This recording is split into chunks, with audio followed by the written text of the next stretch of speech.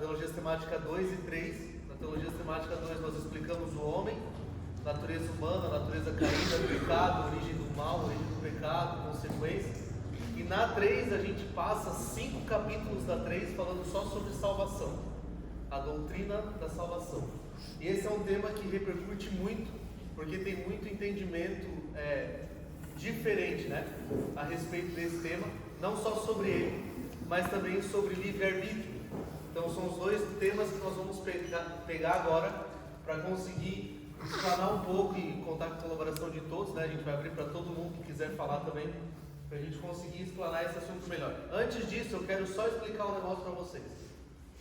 Na teologia sistemática 3, quando a gente estuda o pensamento a respeito das épocas que vinham vindo, a gente entende que na época medieval se tinha um comportamento humano muito deturpado. Então, como que eles entendiam que alguém tinha alcançado a salvação? A partir da mudança total de comportamento que ele vinha seguindo.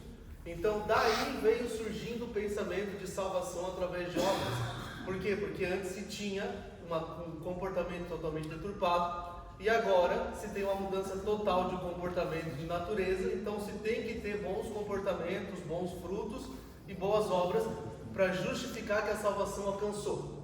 Esse era o pensamento da época medieval e da igreja primitiva. Quando Lutero vem, ele derruba isso. Ele diz, pera aí, vamos entender um pouco uma outra coisa. O que Lutero diz? Ele diz, olha, fé e arrependimento vão chegar a um caminho que vai chegar numa vida consagrada depois. Isso é um processo paulatino e devagar. Então, não é que eu alcanço hoje um start de dedo e agora eu tenho a vida consagrada. Esse era o pensamento que Lutero tinha. Quando Lutero defende essa linha de raciocínio, ele vai até Calvino. Calvino já pensa um pouquinho diferente, ele inverte a ordem do negócio. Ele diz, não, arrependimento é uma coisa, quando você alcança a fé, você automaticamente tem uma vida consagrada. A partir desse momento de fé, você tem uma vida consagrada para sempre. Enquanto Lutero pensava, não, a fé e o arrependimento são duas coisas que geram como consequência uma vida consagrada, Calvino dizia que era uma coisa só. Quando você tinha arrependimento e fé, você automaticamente já tinha uma vida consagrada, porque vem da fé a vida consagrada. Então é esse debate que a gente quer entrar. O primeiro tema que eu quero levantar, e eu quero que o terceiro ano se manifeste a respeito disso, é o seguinte: se eu tenho fé, arrependimento e uma vida consagrada, eu alcancei o que a gente chama de salvação, algo que Deus nos deu através do sacrifício de Cristo. Se eu alcancei a salvação, e agora eu levanto a bola e jogo para vocês, e eu vou sentar e eu quero que alguém se manifeste, eu posso perdê-la ou não? Quem é o primeiro? Eu acho que sim. Levante o primeiro. Amém!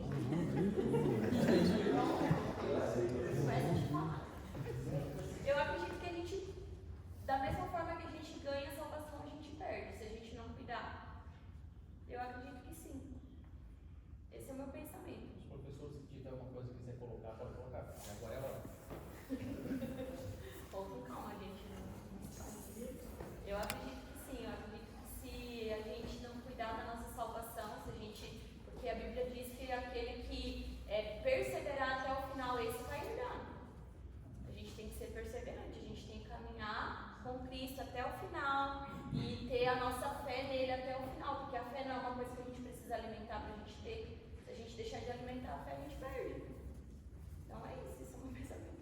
Eu vou lá para Efésios 1, de 4 a 7, onde Paulo escreve, né? Como também Deus nos elegeu nele antes da fundação do mundo, para que fôssemos santos, irrepreensíveis diante dele em amor, e nos predestinou para filhos de adoção por Jesus Cristo, para si mesmo, segundo o beneplácito de sua vontade, para o louvor da glória de sua graça, pelo qual nos fez agradáveis assim no amado, em quem temos a redenção pelo seu sangue, a remissão das ofensas segundo a riqueza da sua graça. Aqui, né, se você vê a eleição, ela é questão que está na Bíblia. Sim. E que recebe diferentes interpretações, como está sendo acontecido aqui. Calvinismo e o arminianismo.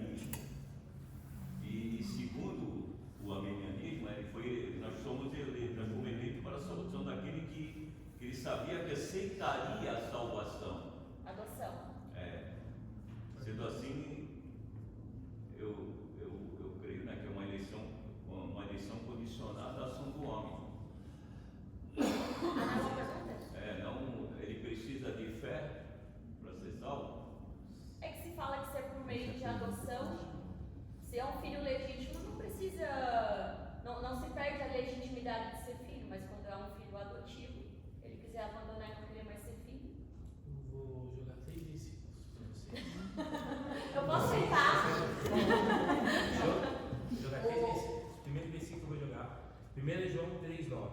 Todo aquele que é nascido de Deus não vive na prática do pecado, porque nele permanece a semente divina. Esse não pode viver pecando, pois é nascido de Deus. O primeiro versículo que eu quero trazer é esse. O Espírito está dizendo que quem é nascido de Deus não vive em pecado. Não quer dizer que ele não tropece, mas ele não vive no pecado. A prática da iniquidade na vida dele. Segundo versículo que eu quero trazer para vocês, Filipenses 1,6, que é talvez o versículo mais usado para a perseverança dos santos, que é: estou convencido que aquele que começou a boa obra em vocês vai completá-la até o dia de Cristo Jesus. Paulo está falando para eles de Filipenses aqui, e está falando exatamente sobre Jesus. Deus começou uma obra em vocês, a obra do aperfeiçoamento. A gente está no processo de ser aperfeiçoado a chegar à velhice de Cristo. E Paulo está dizendo que Deus é fiel para concluir essa obra até o dia de Cristo. O último versículo que eu vou trazer para vocês debaterem, João 10, versículo 26 a 29. Jesus está dizendo isso para os fariseus: mas vocês não creram, porque não são as minhas ovelhas. As minhas ovelhas ouvem a minha voz, e eu as conheço e elas me seguem. Eu lhes dou a vida eterna, jamais perecerão e ninguém as arrebatará de mim. Tá? Aquilo que meu Pai me deu é maior do que tudo, e da mão do meu Pai ninguém pode arrebatá-lo. Então o que Jesus está dizendo aqui? Que as ovelhas dele ouvem a voz dele, ele as conhece e ninguém pode tirá-las da mão dele. Aí eu vou trazer só uma referência do Cânon de Dort da Confissão de Westminster, que vai dizer: o poder de Deus, pelo que ele confirma a perseverança dos verdadeiros crentes na graça, é tão grande que isso não pode ser vencido pela carne. Se Cristo é quem opera a salvação em nós, através da fé, e ele nos dá a vida eterna, e ele está dizendo que ninguém pode tirar as ovelhas dele. Aquilo que o Pai dá, porque quem convence o homem do pecado e da justiça é o Espírito Santo. Uma vez que nós cremos nele, ele opera a salvação na gente e nos dá a vida eterna, ninguém pode tirar o crente da mão dele. Mas o crente pode ser removido? Mas a carne teria poder para ser Se a superior carne a fosse Deus? alimentada, ela sairia da presença de Deus. Aí nós vamos entrar no livre-arbítrio. Ele diz exatamente. Não, mas tudo está ligado. É porque para defender tanto uma vez salva, salva. Não que uma vez salvo, tem gente às vezes acha que a perseverança do santo é você foi salvo, você pode fazer o que você quiser. Não, Deus vai fazer perseverar. Não quer dizer que você não vai tropeçar, mas você não vai ver uma nova vida em casa. Você precisa ter seus olhos bem abertos. Vai ter processo, mas vai ter Isso. isso. Deus te persevera até o final. Não quer dizer que você não tropece, mas ele vai gerar em você arrependimento. Nessa visão aí, Jesus não morreu por todos. Não teve. Nessa visão aí, Jesus não morreu por todas as pessoas. Isso vai entrar no 5 pontos do calvinismo. Que é ele. A situação militar. Tá, não. Não, ele se compara com a salvação eterna. Tá. Porque o que nós temos que entender é que todos nós, como lá em Jeremias, que diz que desde o ventre da nossa mãe, nós fomos escolhidos. Nós temos o nosso destino. Ok? Então eu penso assim, que aquele que já está com destino, ele vai fazer o que o pastor está falando. Ele pode até desviar um pouco o seu caminho, porque tem as tentações, mas o que é para seguir, ele volta. Eu entendi isso, mas a pergunta que eu fiz é: Jesus morreu por todas as pessoas, não por três. Que crê, Tá. Pelos que creram por todos. que crê. Pode falar. O problema é que nós estamos entrando num tema que é novo ainda no mundo pentecostal. Nós, até 1618, com o Concílio de Dort, nós éramos calvinistas em todo lugar. Não existia essa ideia de Armínio. Depois de 1618 que começou a ideia, aliás, nem foi Armínio, nem foi Calvínio que fez isso, foi seus discípulos que fizeram em 1618. O Concílio de Dort, que durou quantos dias? 150 dias, quase um ano. Não foi uma reunião de meia hora, uma hora que eles discutiram, foram anos que eles discutiram a respeito dessa doutrina. O final dessa doutrina, Armínio foi considerado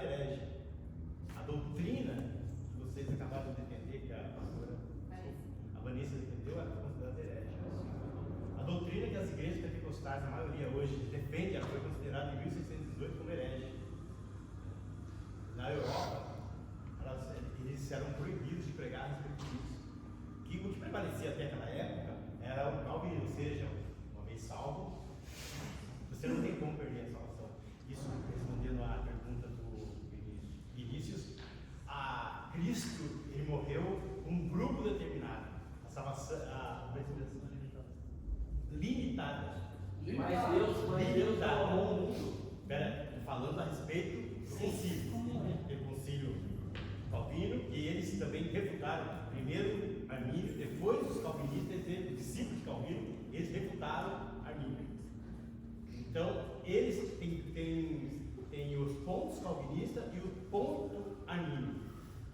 Calvinismo, ele fala a respeito da salvação, que Cristo morreu por um grupo de pessoas. A salvação limitada. Expiação limitada. Expiação limitada. Esse é o ponto de vista calvinista. Que nós queremos na predestinação. Sim. Ou seja, Cristo nos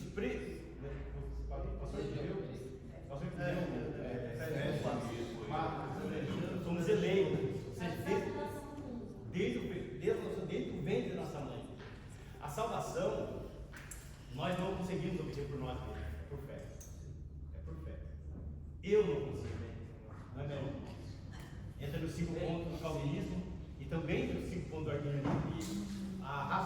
Os seres humanos, eles caíram na depravação total, ou seja, nós não temos condições de optar pelo bem e pelo mal. A única coisa que quem pode suscitar isso dentro do meu coração é o Espírito Santo. E é o Espírito Santo que faz isso. Então, ou seja, é a vontade de Deus, não é a minha vontade.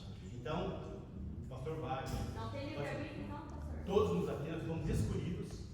Nós fomos escolhidos. Veja bem, eu estou falando a doutrina calvinista. Estou explicando, a doutrina calvinista. Tá? Então, segundo a doutrina calvinista, posso dizer? Pastor Wagner se converteu por tempo. Quantos anos? 20 anos? Você tinha 13 anos. Estou ajudando ele. Então, com 19 anos, o Espírito Santo tocou no coração do pastor Wagner e ele, do nada, foi na igreja e ouviu o sermão, talvez já tinha ouvido muitas vezes, e de repente tocou. Quem foi que tocou no coração dele? Por quê? Hã? O que você falou? Escolhido de Deus. Pode, claro, pode. Vamos pegar então o livre-arbítrio, tá? Porque existe essa diferença. O calvinista, ele acredita em livre agência. O que seria o livre-arbítrio? É a liberdade de você arbitrar, escolher. E ela está atrelada à salvação, tá? Vamos então trazer o texto bíblico de Romanos 3:23. Todos pecaram e carecem da glória de Deus. Aí eu te pergunto, vamos tirar Cristo da equação. Vamos tirar a intervenção divina. O que é isso de intervenção divina? Deus intervir na humanidade para trazer salvação e mudar o percurso. Tirando Cristo da equação, o homem teria a liberdade de não pecar? Se todos pecassem pela glória de Deus, e a gente nasce com essa natureza carnal e pecaminosa. Sem Cristo a gente tem a possibilidade de não pecar. Sem Cristo a gente tem a possibilidade de escolher pela salvação. Se nós não temos essa possibilidade, nós não temos a liberdade de arbitrar em ser salvo ou não. Até mesmo trazendo Cristo para a equação agora. Cristo veio e morreu na cruz pelos nossos pecados. Sem o conhecimento do Espírito Santo, será que nós conseguimos chegar a esse conhecimento de Cristo e passar a crer se o Espírito não convencer a gente? Como João 16 a dizer, do pecado, do juízo e da justiça. É sempre uma intervenção divina na vida do homem. Por isso que a salvação não é mérito nenhum. A fé é dom de Deus, ela vem por Deus. Então, por que eu, não que eu seja um calvinista pleno, por que eu não acredito no livre-arbítrio? Porque eu acredito que o ser humano não tem liberdade de arbitrar sobre escolher ser salvo ou não, porque ele não pode nem escolher não pecar. Eu não posso ter não pecar sem Ele Cristo. pode escolher obedecer, porque o Espírito Santo ele não vai obrigar. Mas assim como obviamente, Satanás não obriga. Não. Ele pode escolher obedecer e escolher não obedecer, porque eu acredito que o Espírito Santo ele fala. Assim como o pastor Vini ele apresentou aqui, que as crianças elas têm essa coisa de Deus falar e elas obedecer na hora. Já é deles, mas às vezes Deus fala com a gente não obedece. Só Deus que não o ser fala. humano ele não pode escolher não pecar sem Cristo.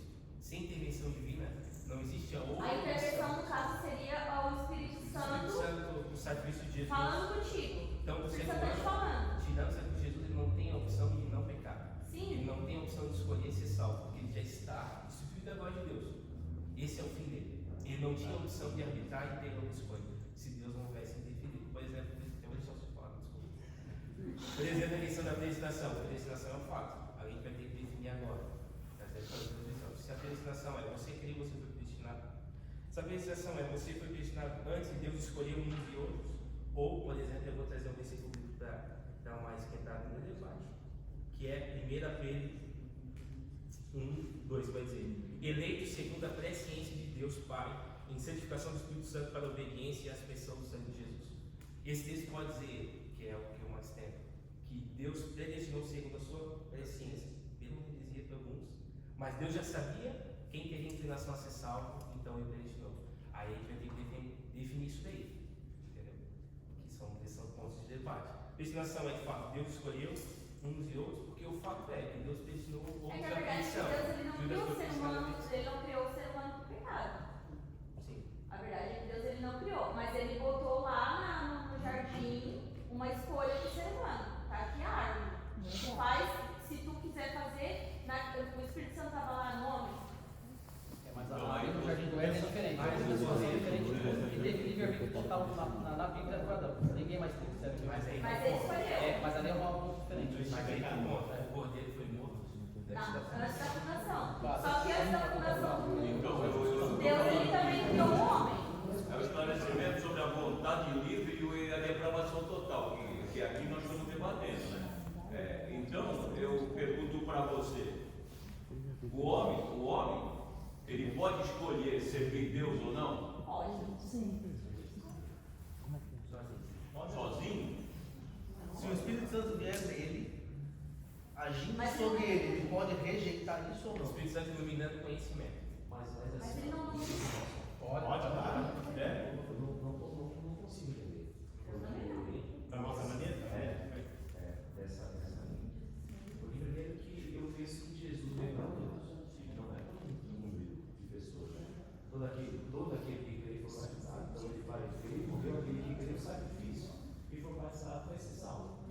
Agora, o cara veio para a igreja nem sabe que é o Espírito Santo, o cara está no pecado, eu não creio que o Espírito Santo vai tocar nele para ele aceitar Jesus. Então, Posso ler um texto aqui bem rapidinho? Atos capítulo 7, no discurso de Estevão, lá no versículo 51.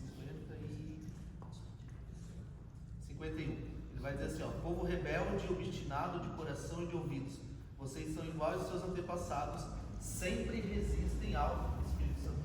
Então, se Estevão está dizendo vocês sempre resistem ao Espírito Santo, é porque existe a possibilidade de resistir ao Espírito Santo. Senão Estevão não estava levantando essa hipótese. Então, se eu posso resistir ao Espírito Santo, eu posso negligenciar o sacrifício de Cristo na cruz também, porque ele pode ter salvo. A expiação é total, é para todos, mas convém a mim aceitar isso ou não. Então, meu pastor está falando para todos, pastor, que creem. Para todos que creem. E já está condenado quem não crê. Por exemplo, assim, Jesus vai vir a salvação para aquele que crê. O que creu já está. Mas o que não crê já está condenado. Então é o homem se movimentando, pastor, para Cristo. mas é poder escolher. Você crescer. Então, pastor, mas ele veio para todos. Né? Como nós estamos falando, ele veio para todos, mas só para aqueles que creem.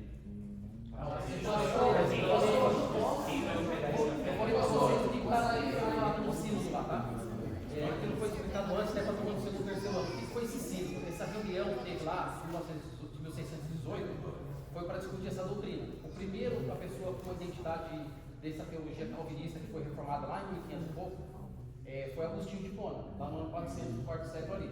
Mas não colocou em prática. É que Calvino, quando ele pegou essa teologia protestante calvinista, ele reformou ela, a teologia protestante, né?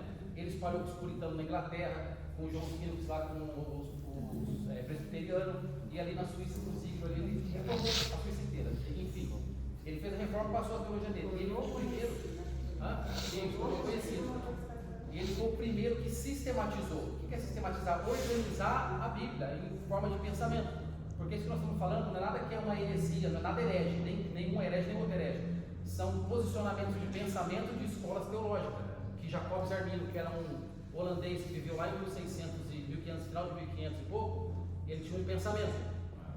Eles eram amigos, os dois, Eu até comentei com o Dudu que uma da teologia calvinista, sistemática, quem fez o prefácio ali foi o Jacob Jarmin.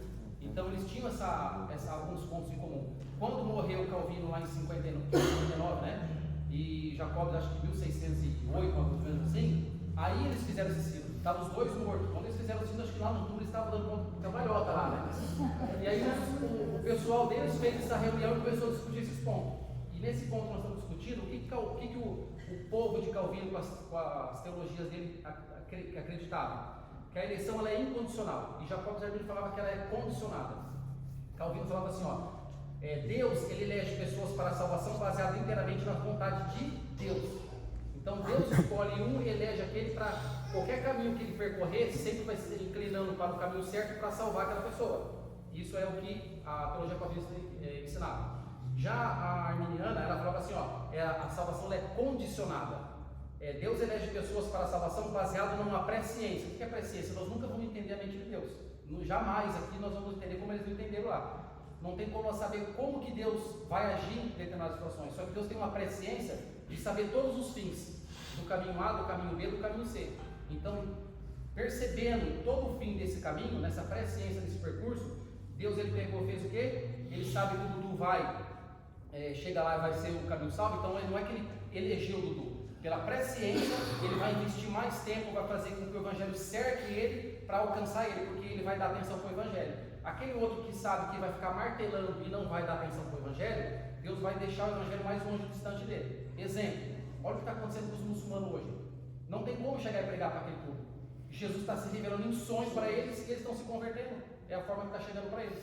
Então, por que está acontecendo isso? Porque pela presciência de Deus, Deus sabe que aquela pessoa vai ter um caminho certo, vai se converter através daquela situação, né? E aí, o que eu creio nessa situação né? Eu creio que assim, ó, nós temos, estava comentando aqui no café, nós estamos dentro de uma bolha gigante, certo? Com vários caminhos. A partir do momento, Deus deu seu Filho unigênito para todo aquele que nele crê. Ele condicionou. Não deu para todos, ele deu para todo aquele que nele crê. Então, para esse efeito, graça, alcançar eu tenho que crer. Se eu não tiver essa condição do sujeito ali, não vai acontecer a salvação. Então eu tenho que crer. Ele pode, só que daí cai a questão. A presciência de Deus, ele vai saber quem vai crer e quem não vai crer. Amém? Não vou entrar nesse ponto porque eu não tenho como saber essa presciência. Mas ele condicionou. É todo aquele que nele crê. Então se eu creio, eu sou o sujeito que vai alcançar a salvação, a graça. A partir do momento que eu alcanço essa minha bolha gigante que eu tinha 10 caminhos, ela diminui para 2, 3 caminhos. Pelo meu livre-arbítrio, eu escolho o caminho que eu vou traçar, não a livre-agência, os caminhos para mim continuar com essa salvação, que eu creio, como um pouco mais encarno com o Arminio agora, que eu posso perder minha salvação, porque eu tenho o livre-arbítrio de escolher fazer ou não fazer, praticar ou não praticar. E por que eu creio nisso? Eu vou lá em Apocalipse, no capítulo, como eu gosto um pouco de Apocalipse, já vou direto lá no capítulo 3. Cadê? Apocalipse 3, vamos lá, 5. Assim o vencedor será vestido de vestes brancas, salvação, tá? Será vestido de vestes brancas, e de maneira nenhuma riscarei o seu nome do livro da vida. Riscarei, pretérito futuro, está falando lá de algo que ele vai fazer se acontecer. Se ele fala que ele vai riscar, então perde salvação. Se ele falar assim, ó, risquei, passado, aconteceu, presente, risco, não, riscarei, futuro. É um pretérito, vai acontecer lá se algo condicionar a essa questão. Se continuar tudo correto, né, vamos continuar o versículo aqui. Mas pelo contrário, reconheci o seu nome diante do meu Pai, diante dos anjos, quem tem ouvido os outros que o Espírito diz, depois ele continua.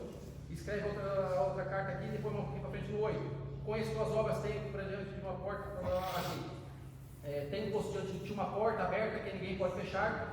Tens pouca força, mas guardas a minha palavra, não, porque não negaste o meu nome, farei os da sinagoga, e começa a continuar ali. E quando ele vai falar a respeito da porta, né, e até em outros versículos, ele é a porta. Aquele que bate, quem que abre? Ele. Mas não precisa de uma ação do sujeito? O sujeito não precisa bater? Então precisa da ação do sujeito. Eu sou o caminho, a verdade e a vida. Ninguém vai ao Pai se não for por mim. Se ele é o caminho, eu escolho o caminho. Eu nunca vou andar sem um caminho a ser escolhido. Quando você chega numa bifurcação, você vai ter caminhos a ser escolhido. Cada um vai te levar para um lugar. A presciência de Deus pode fazer com que você, no meio do caminho, ele pegue e faça você cair com o rosto em terra para ficar cego e ser convertido? Pode, fez com Paulo. Por que ele não converteu Caifás e converteu Paulo? Porque Paulo era mais aprazível para o ministério para ele. A questão da presciência, aí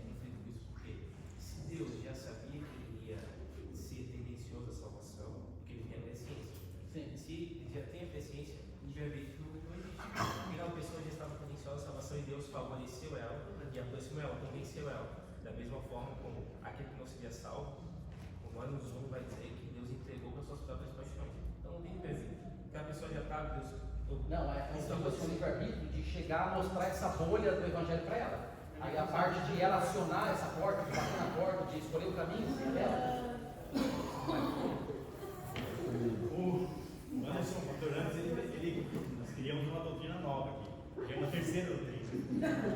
Calvinismo, arminianismo e adversismo. Criou essa doutrina aqui agora. Qual? Você criou um termo, você falou que Deus, ele predestina, mas ao mesmo Não tempo... predestina. Ele tem uma presciência de conhecimento. Então, Baseado no texto de se a presciência, Mas ele não inclui o ser humano. A Você vai andar aqui.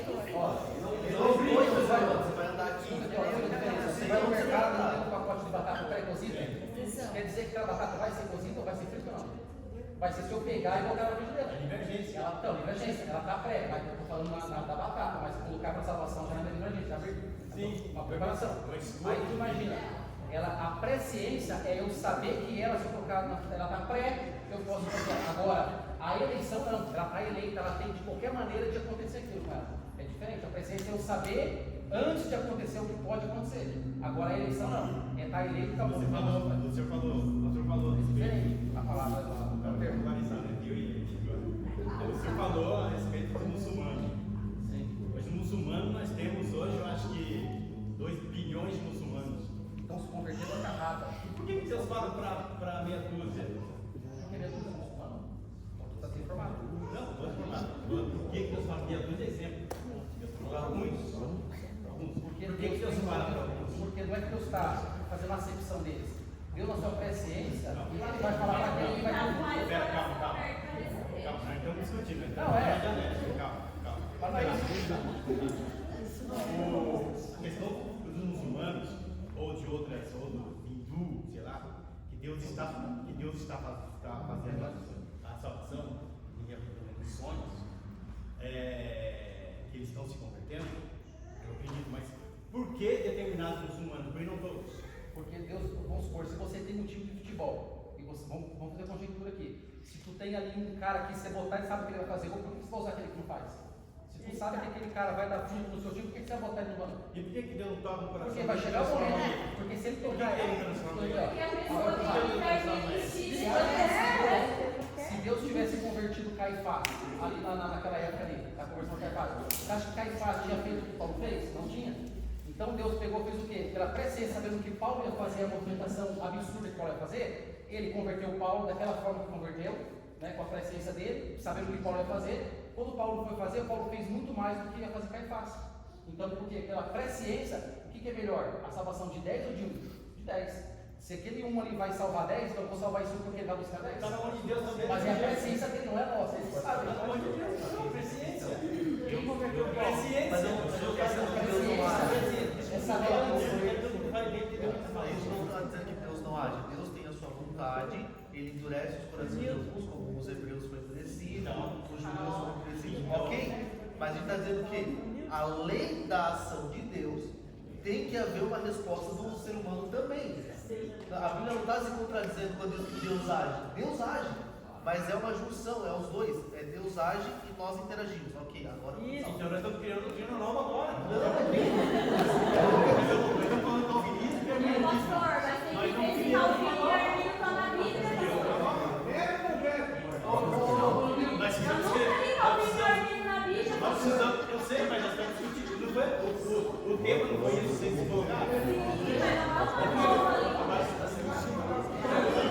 Imagina, é isso ali. Quer ver Paulo? Bora! Os dois pensamentos que eles Passa aí, né, mano? eles criaram novo. Dá certo. Eles Eu criaram a vejo que junção dá dos certo. dois. Fala aí, vai ser expulsa do mundo. Vou, eu disse que vou fazer o terceiro só aqui. Os Só dois, até eu os faço dois isso. têm- os dois têm fundamento. Os dois. Se você pegar, por exemplo, se nós chegar aqui hoje e falar assim, hoje nós vamos estudar só Armínio. Nós vamos encontrar, a gente tem um monte, milhares de versículos, passagens que vai dar base para nós. Aí você vai chegar no outro sábado falando assim, vamos estudar Calvinismo. Qual é o próximo tempo? Você vai achar milhares de argumentos a respeito de Calvino. Entendeu? A única coisa que eu estou falando para eles, a minha crítica que eu estou aqui, é que eles biblicamente, mano, tem tese, tem base dos dois. Eu não estou dizendo que tem base. Eu não estou dizendo que eles estão errados. Eu não estou falando que eles estão errados. Mas eles juntos, fizeram a junção de Calvino e Armínio agora. Sim, a Bíblia diz. A Bíblia está dizendo. Vamos lá, ver o que o Vini aqui vai. Eu quero fazer duas perguntas que eu preciso entender onde vocês estão querendo levar a teoria. Primeira coisa, se temos eleitos predestinados, nós somos marionetes na mão de Deus? Porque não temos escolha? Não, é isso aí. Tá. Segunda pergunta. Se já temos predestinados eleitos, qual o motivo do culto? Não, mas aí mas aqui nós estamos discutindo são as teses. Não a presciência de Deus, porque é o seguinte, se eu souber que eu sou salvo, eu faço o que eu quiser. E não é isso que está sendo discutido aqui. Não é perseverança dos santos. Não é isso que está sendo discutido. Eu vou para Romanos 3:2. Romanos 3:2 diz assim, ó. Todos pecaram e destituídos estão da glória de Deus. O humano é incapaz de buscar Deus.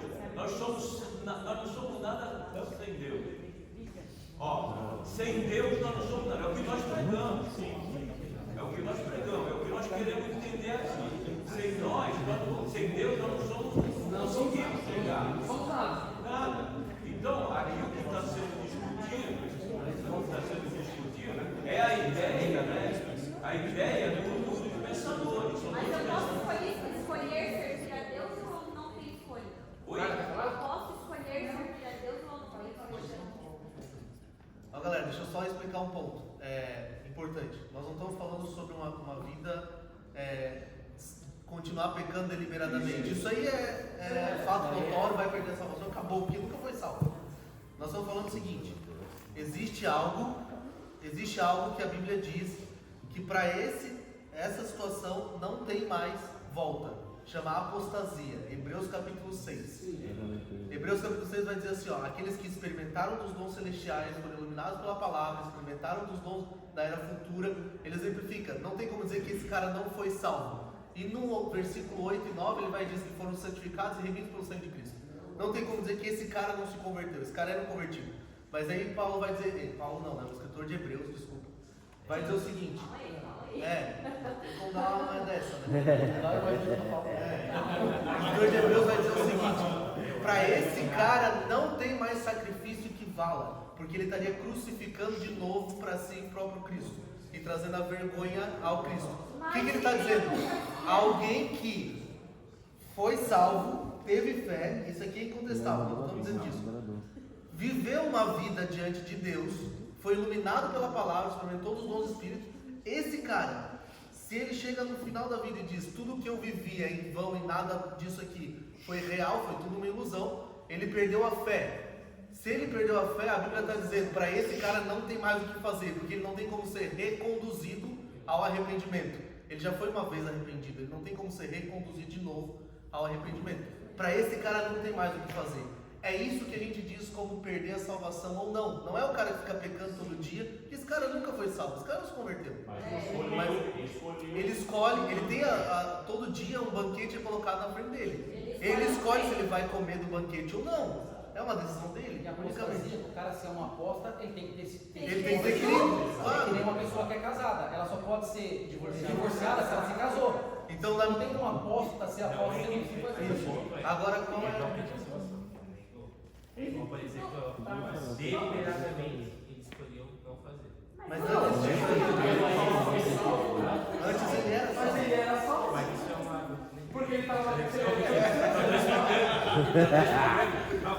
Não, mas deixa eu falar. Qual que é a minha opinião? Eu acredito que vai concordar com muitas mentes aqui pra gente ludificar e tentar progredir, né? A minha opinião: qual é o único atributo que eu tenho que ter para ser salvo? A fé. Único.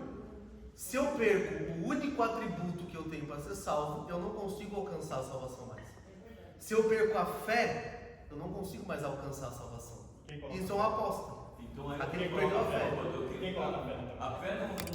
A Efésios 2,8 tem um erro de gramática ali no grego, que é o seguinte. A fé vem de ouvir a palavra de Deus. Se você está na igreja ouvindo a palavra de Deus, você vai abrir a sua fé lá. Frutificar. Mas Efésios 2,8 vai dizer, vocês são salvos pela graça e mediante a fé, isso não vem de vós, é dom de Deus. Tem uma jogada no grego ali que é o seguinte. E o dom No é grego gratuito de sempre Deus, tem que né? concordar o substantivo com o outro. Fé e graça são femininos, eles concordam. Então ele está falando a mesma coisa. A graça vem mediante a fé. Ali ele termina. Quando ele fala, a salvação não vem de vós, mas isso é dom de Deus, ele não está falando nem da fé e nem da graça, ele está falando da salvação. Se você tem graça e tem fé, a salvação é um atributo de Deus, mas a fé e a graça você alcança. Aqui, ó, vou completar, ó, Romanos 5, que o Dudu está falando.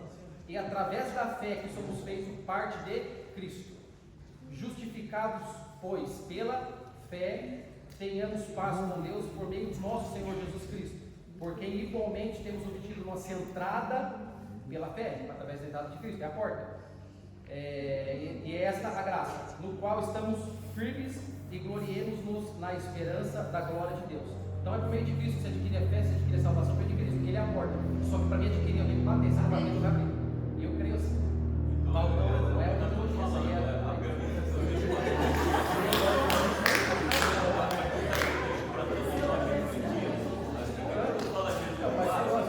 é quando Jesus vai, às vezes algum pergunta, por que Jesus está do lado de fora? Eu fiz uma colocação com o nosso irmão Cristo ali. Irmão, Jesus bate porque a nossa mente é do lado de dentro. Mas Eu tenho que quem entender isso. tem a Eu que tenho que abrir.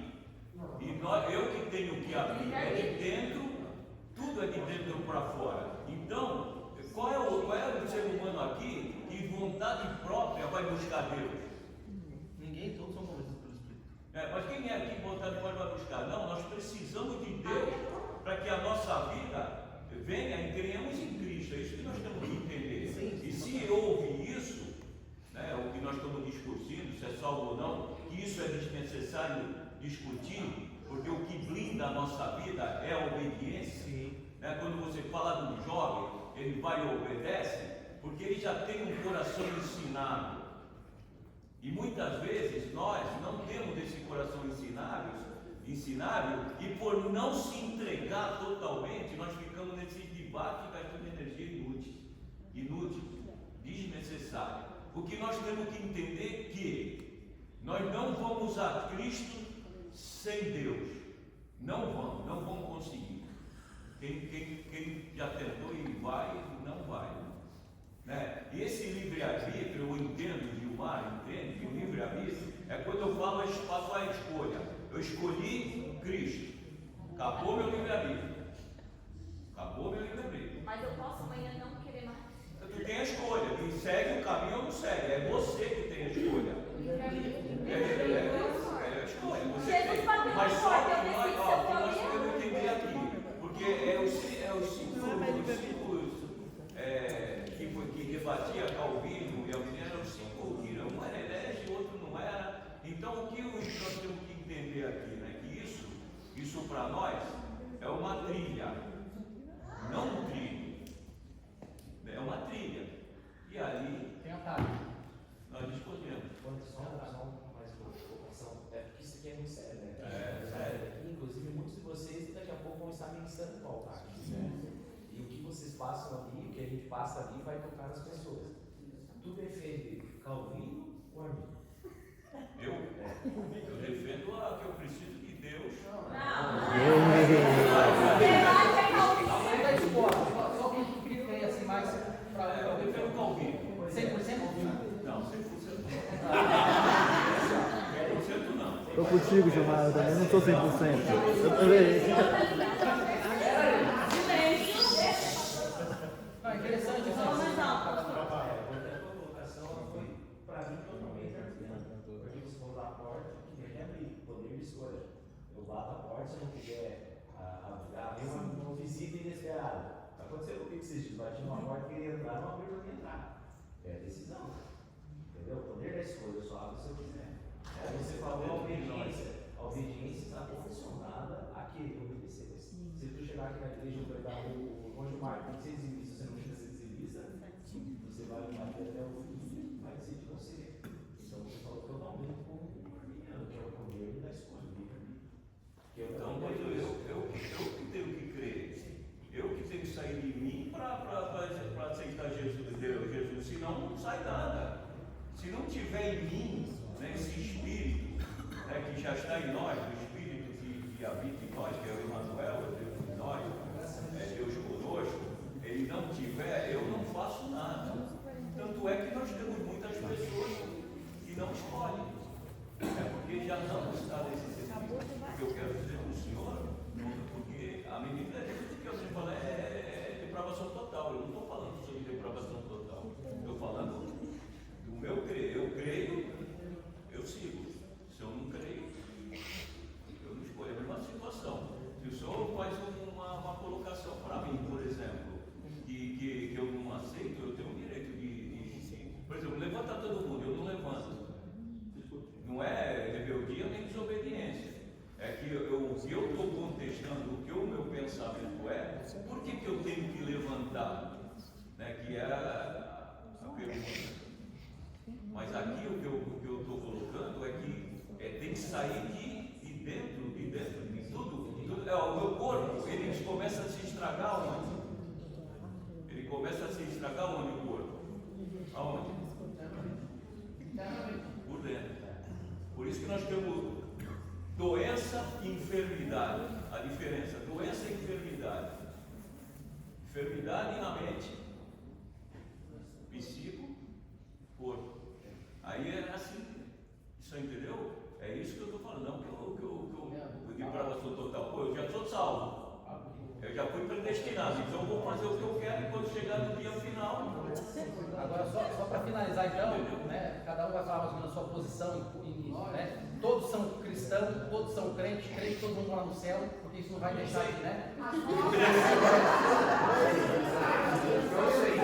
Assim como isso aqui não é algo, heresia, não é só escola teológica de pensamento, né? A teologia sistemática é você organizar um ponto de pensamento e estudar em base da Bíblia, porque a Bíblia, ela tem vários lugares que vocês estão citando vários versículos. Isso vai né, sistematizar para dar um entendimento. É isso que nós estamos fazendo aqui. Nada absurdo, nada de querer se esmurrar de fora, do outro, né?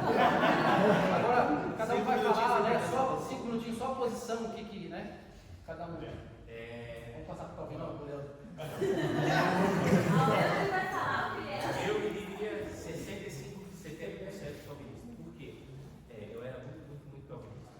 Aí realmente essa questão, quando eu uma terceira via da presciência, me pegou. É o que me pega. Isso é primeira Pedro 1, 2, é o que me pega. Porque de fato Deus elegeu segundo a presciência. E o fato é, ele favorece uns a salvação e entrega outros a perdição. É o que me pega. Sobre essa questão de heresia, a única heresia é se você tira o coeficiente Cristo da salvação. Se você coloca obras ou qualquer outra coisa. Se Calvino ou Arminio fizesse isso, eles seriam hereges. Tá?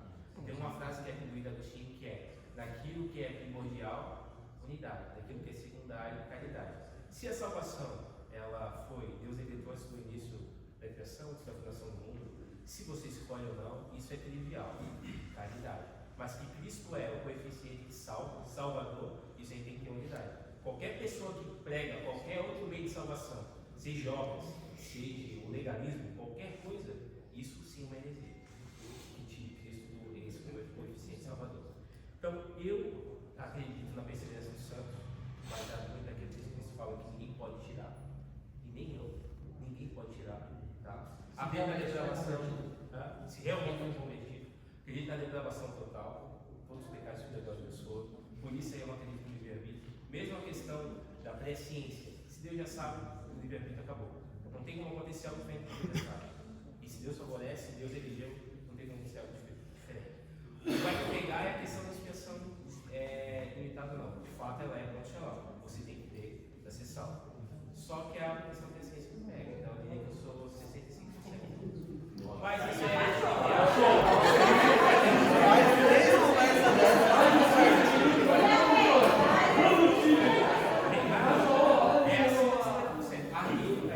Mais 3 imagens se convertem. essa questão Olha com perna, outra com bem, olha com perna, outra com bem, para mim não existe. O meu pensamento também, eu venho para o meu pensamento, que é a perseverança dos santos. Eu defendo isso, que mostra que aqueles que Deus escolheu, eles vão perseverar na obra, que Ele mesmo começou, que Deus mesmo começou. E nós não estamos isentos de pecar. Nós não estamos isentos de pecar. Nós não estamos isentos de pecar. Mas no final, né, vai ter um arrependimento pelo amor que nós temos em Cristo. Agora a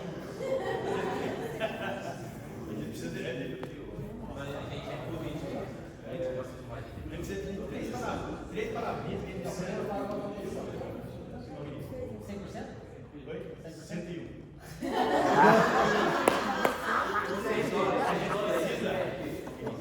A gente precisa definir. A gente precisa definir três palavras. Está falando lá com 30% comigo. 30% comigo. Nós temos lá, nós temos. Vivo pastores, muitos pastores. Não tem debate às vezes. Vocês notaram que tem muito que fala aqui é sem saber o que fala. Aí eu sou da mas nem sabe o que está falando. Mas eu sei.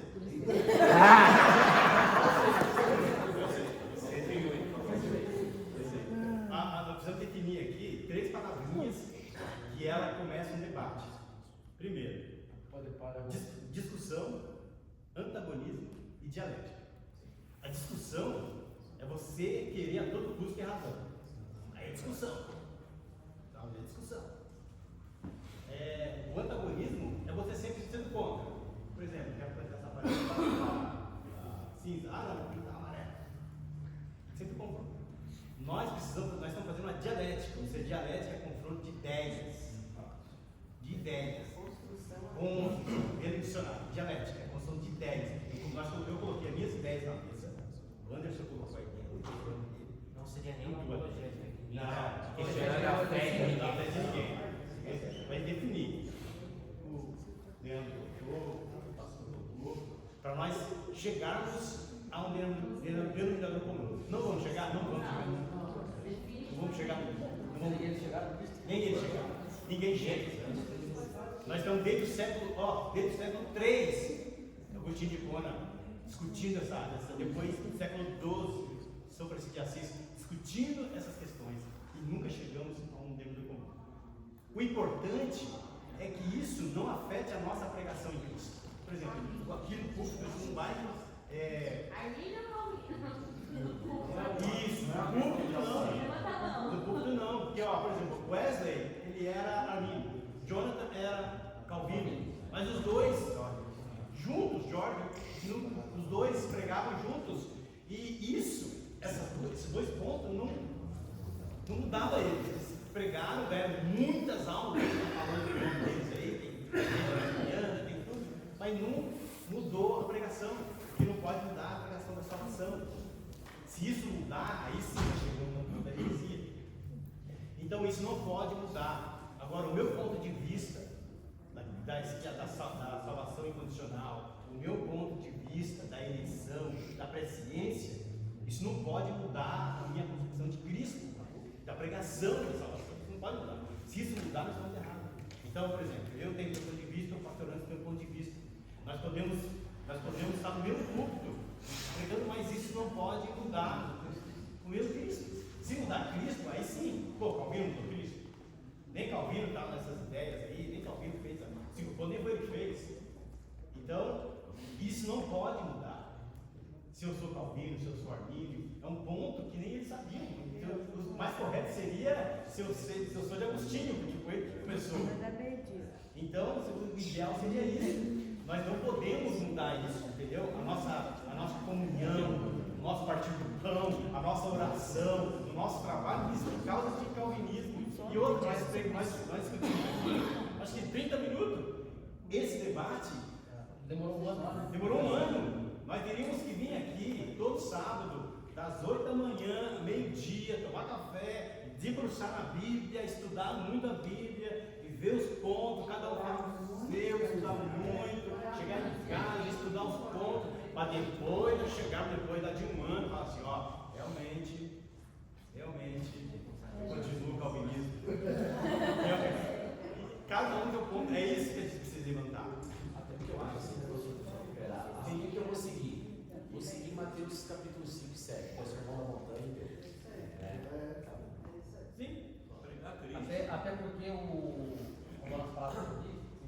Calvino, de todas as teologias temáticas dele, ele fez uma de soteriologia, que é a salvação através do meio da alma de Cristo. Então ele fez só uma.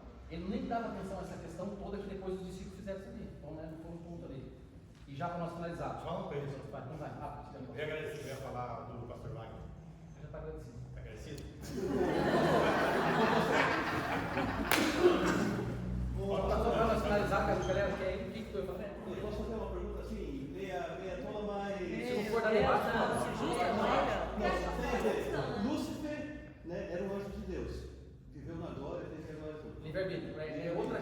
Se você perguntar sobre o livre-arbítrio de Lúcifer, é a mesma situação do livre-arbítrio de Adão. É outra situação. Mas você se arrependesse, ele sempre falou assim. Não, porque é outra situação. Vai dar para nós debater. Deixa o Satanás quieto lá, não manda cara. Aí vai mudar o final do livro, não pode mudar o final do livro. A única coisa que eu creio, né, eu também não sou 100% arminiano. Posso dizer, como são 5 pontos, cada um baseado em 20%, eu sou 80% arminiano. O que eu ainda não consigo compreender 100%, né? Calvinus Arminius. Aí, vocação eficaz ou graça irresistível. Eu também creio, se uma vez eu sou realmente vocacionado para algo, qualquer coisa que vá acontecer na minha caminhada, eu creio que desviar eu não vou sair dessa vocação. Assim como o Paulo, né? Porque se você for botar hoje a vida de Paulo, nesses teólogos hoje aí, inclusive teólogos de prosperidade, fala que o camarada largou tudo, largou casa, viveu miserável, apanhou, foi dado como morto em Bereia, foi jogado para fora da cidade, passou necessidade, viveu de favor, comeu de favor, foi preso, e morreu pobre porque quando ele morreu não deixou nada, ainda falou para buscar o pergaminho e a capa, quem sabe estava até passando frio lá em Roma, então ele morreu sem nada. O que o camarada que prega hoje a teologia da prosperidade vai falar para ele? Fala assim, vale a pena seguir esse Cristo? Então, e tudo o que aconteceu com ele, ele não saiu da sua vocação. Então essa tal da graça irresistível, eu também sou um pouco voltado para essa questão aí. Agora, como que eu vou provar o que realmente é um convertido, o que realmente é um convencido? Não tem como eu provar e nem basear. E vou deixar um versículo para mim finalizar, tá? Só um versículo aqui de Mateus. Mateus 11, 28, diz assim: Vinde a mim todos que estáis, que andais em trabalho e vos achais carregados, e eu vos aliviarei. Você está cansado, vinde a mim, né? Eu não vou até vocês que venham. Tomai sobre vós o meu jugo e aprendei de mim. Então vem aqui na igreja e vem aprender da palavra, vem aprender dele aqui. Não é lá fora que vai te buscar para você aprender dele. Porque eu sou manso e humilde de coração e achareis descanso para as vossas almas. O único lugar que vai achar descanso é em Cristo, se você vier atrás dele e aprender dele. Então é por isso que eu sou 80% arminiano e não aversivo, tá? Bom, não tem muito o que complementar, né? Já foi debatido quase tudo aí. Mas eu, na minha opinião, eu sou arminiano. Não 100% porque a parte da depravação total me deixa meio mexido ali, né? Porque eu acho que todos são depravados, mas por isso que eu falo sobre a resposta humana e não a iniciativa humana. É diferente. O homem por si só não pode buscar Deus, mas ele pode responder ao que Deus já deu para ele, para que ele ache a graça e a salvação. Na minha opinião, salvação é como se a fé fosse um bilhete e a salvação fosse um trem que está nos conduzindo ao céu. Se eu perco o bilhete, eu não consigo mais acessar o trem que leva a salvação, eu perdi a salvação. Se eu perdi a fé, eu não tenho mais como chegar lá. A única forma disso acontecer é ser apóstata. Isso vai me deliberar e me permitir que viva uma vida deturpada? De maneira alguma. Paulo vai dizer isso. Onde abundou a graça, onde abundou o pecado, superabundou a graça de Deus. A graça é uma força capacitadora que nos permite viver uma vida sem pecado. Então isso é possível. E por que eu defendo isso tudo? Porque tem que ter muita maturidade para entender o que Calvino explicava, o que a visão calvinista tem. Tem que ter muita maturidade e entendimento, o que não acontece hoje dentro das igrejas. Então, se eu prego que uma vez salvo para frente, é mais fácil a pessoa se perder por não ter maturidade e entendimento para compreender a profundidade do que Calvino estava dizendo. Então, se torna mais fácil dizer, cara, zele pela sua graça, zele pela sua vida, tenha uma vida correta, uma vida íntegra diante de Deus. E ele não vai se perder do que eu dizer para ele, cara, você foi salvo. Isso não vai mudar, porque é sobre o que Cristo fez, não sobre o que você faz. Isso é verdade. É sobre o que ele fez, não sobre o que nós fazemos. Mas se eu disser para alguém que não tem maturidade para entender isso, ele vai se perder. É igual o filho pródigo acessando a herança antes do tempo. Ele vai gastar de forma deturpada. Não tem o que fazer. Amém? Amém. Pastora Gasta, tem uma consideração